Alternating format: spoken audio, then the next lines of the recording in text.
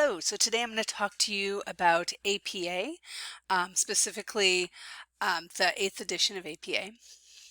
And so APA stands for the American Psychological Association. And for those of you who have grown up on MLA, APA looks very different. It cites differently, and so the format is different for APA than for MLA. So this may be unfamiliar to you, so please pay attention. So some features of APA has a title page, and instead of a works cited page, it uses references. There are headers, right, to separate all your information. So APA has a lot of white space. The capitalization rules differ in citations, and for some of you this will be great news. Numbers 10 and below are written out. Yeah, for those of you who have been writing 365 in words. So APA format. So the title page, this is what it looks like just sort of generally. And so I'm going to bring this over so you can look at it a little bit more closely. All right, so here's your Microsoft Word. You'll notice that I've got it about 3 lines down, and everything is double spaced. Okay, and there's no extra space between paragraphs. So you'll need to remove that from your default. And to find that, it lives right here. All right, so you have add space or remove space. All right, but everything is double spaced. Up here in the header is just the page number on the right hand side, no last name. Title is bold, and then here's the rest of your information. Student name, name of school, course name, teacher name, and the day the paper is due. All right, and then, all right, the next page is the abstract. Now, not all of your teachers are going to require you to have an abstract, but if your teacher does require you to have an abstract, that's what this is. All right, it is a really short blurb about your paper. Usually you end up actually writing the abstract after you've written your paper because it's summarizing what your paper is about. All right, and it does ask you to make sure this part here is not indented, but the keywords part is indented. And you do need to include the word keywords. All right, and so when you're trying to think about what keywords should you include, anything that you used as your search terms to help you write your paper, then you want to use those and any important words that you use in your paper so that somebody can find your paper in theory should you get published. All right, so that's what that looks like. All right, and then on the third page, if your teacher requires you to have an abstract, then you start actually writing your paper. Now, you'll have your title again. Again, it's bold. All right, you got your introduction. All right, now APA's got headers. Remember I talked to you about that it looks a little differently, has a lot of white space. What's great about headers is it helps your reader understand what information goes where. All right, so just think about like all your textbooks. You'll notice that your textbooks have big headers, and that as the information gets more and more detailed, like the headers get smaller and smaller. Same sort of idea here. Okay, so your first level header is centered, right, and it's bold, and the information goes below. All right, and then the next level, well, that's still under the whatever the main rubric idea is, but this is a little bit more detailed, right? And so now your second level header is over here and looks like this, right? And then your level 3 header, so again, still about that first topic, but in much, much more detail.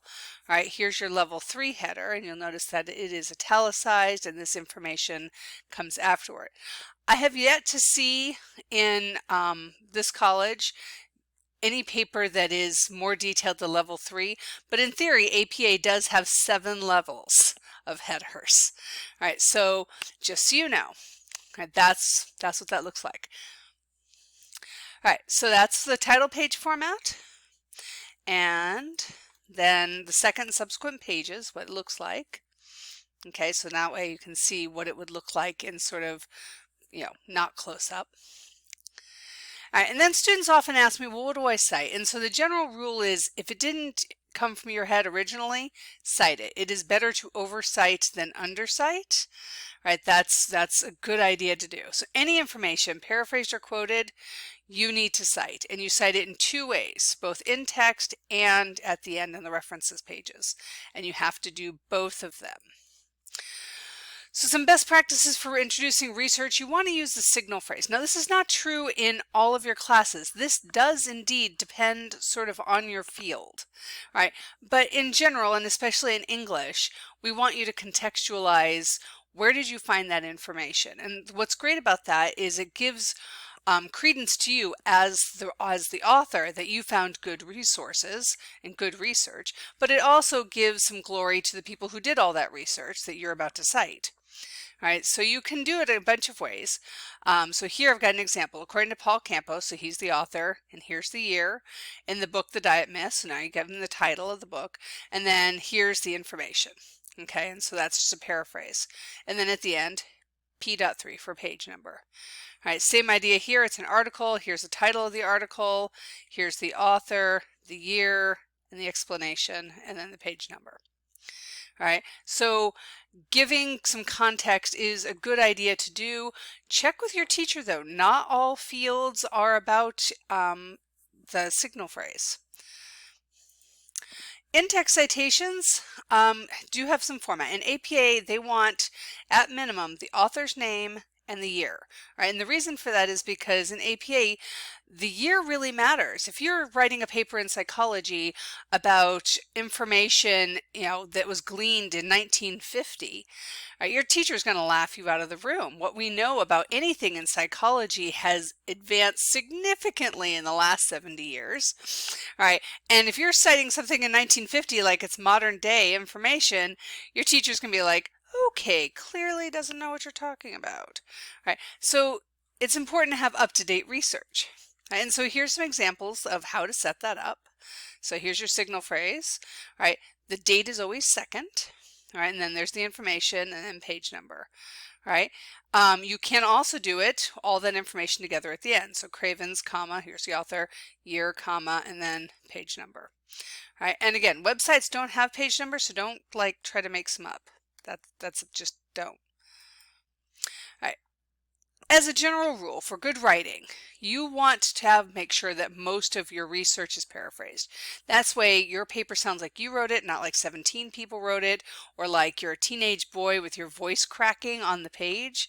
That's bad. Okay, you want to save your quotes for when you absolutely need the expert's voice. And this is what the difference quoted and paraphrased would look like. So here's my direct quote on the left here. So according to the article, blah, blah, blah. I'll look at all those words. All right, and then here is a quick paraphrase of the same information, right, in basically two sentences. And so paraphrase is just the same information shorter. That's all it is. All right, some last thoughts about plagiarism. If you take something word for word, make sure you put quotation marks around it. That is indeed how the reader knows that this is not your work. All right. If you paraphrase your information, you still need to cite the information. Even though it's your words, you're taking the information from somewhere else and you still need to cite the information. Without citation or without quotation marks, right, it's considered plagiarism, and that's, as you all know, very, very bad. All right, there are consequences for that. Don't do it. All right, so now let's talk about bibliographic citation. This is the stuff at the end, right, on the references pages. And what this does is it gives all the information that someone would need to be able to go find your sources. All right, so if your teacher is checking up on your sources, or if you say something and somebody's like, God, that sounds like a really great article, they can go and find the really great article. Okay, these are in alphabetical order by the last name. They are formatted in a hanging indent. Okay, and I'm going to show you how to do that. Okay, so I'm going to bring this back over here. All right. So here's our references page. Notice that references is bold. All right, so here's my title, or here's my cite.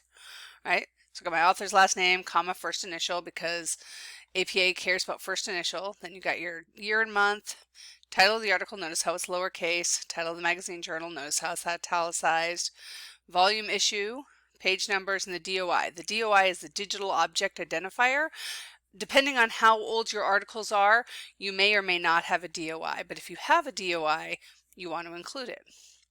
So to make this hanging indent, you go up here to this little button next to paragraph, and then you scroll down over here to special and change it to hanging, and it should be by 0.5. I'm going to click a little line here, don't add space between paragraphs of the same style, and then go to OK. And Bob's your uncle. Now that's a hanging indent. All right, and that's all you have to do. It's not super hard. All right, so examples of citations, you notice I have these all in hanging indent. All right, you'll notice the basic first stuff is the same. Last name, comma, first initial, and then the year. All right, and then the rest of it really depends on the kind of source. All right, so I encourage you strongly to always reference your rules for writers. Microsoft Word will do this for you, sort of. All right, double check your rules for writers, double check the APA format online or Purdue OWL to make sure that you're doing this correctly. Okay, so that's what that looks like. All right, I'm going to talk to you a little bit more about APA websites because a lot of times students want to use websites. And so remember that your website is sometimes not going to have all the information you have, and so you need to name all the pieces parts. So here, my example, all right, the author is the Associated Press, so it's not a specific author like John Smith, it's just the Associated Press. And I got my year, here's my title, all right, here's where I got it from, Como News, all right, and then here's my full URL, and you want to use the URL here. Sometimes your information isn't fully complete, and should that happen to you, you need to go and do some research. Find the homepage of the author, see if you can find the author, try to find the publisher, the last update. Those are things that you're going to need. All right, if you don't have all the information, if you don't have a publisher, skip it. If you don't have a date, use n.d. to demonstrate no date. If you don't have a page number, skip it. If you don't have an author, skip it and start with the title. Now, that being said, if you're missing a whole bunch of information, just how reliable do you think that source is? Hint, not. Right? So the less information you have for being able to cite something, that does decrease the reliability and accuracy of any kind of website that you find. So keep that in mind, be judicious.